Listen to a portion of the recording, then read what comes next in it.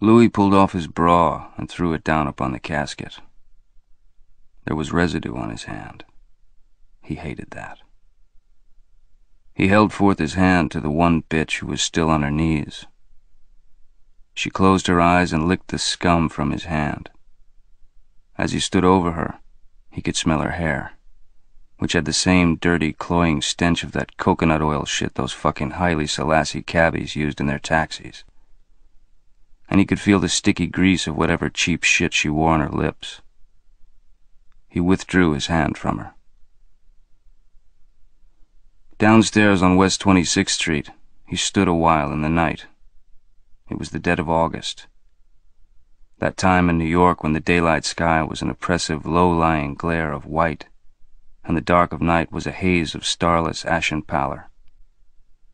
Louis felt at one with it. He lighted a cigarette and drew smoke. It was late, but not for him. Humidity and his own sweat began to gather on his skin. He looked at the moist, glistening amid the hair of his bare forearm. He looked longer at the hand that held the cigarette.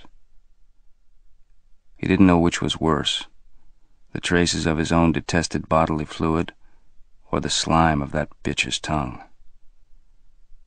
This would clean him, he told himself, feeling the gathering of humidity and sweat increase. All he needed now was a good breeze from the river. That would be nice. He began to walk.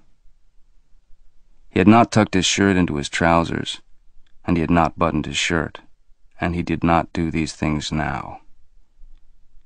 He carried his jacket of fine, fine cotton and fine, fine silk, the one that he had paid $2 grand for in Milano. It had been made for him by whatever the fuck his name was.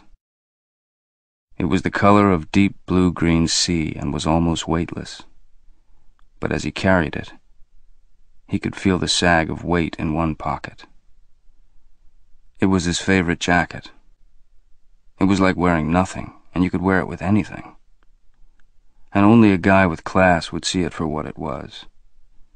And it was the color of his eyes. Broads loved his eyes.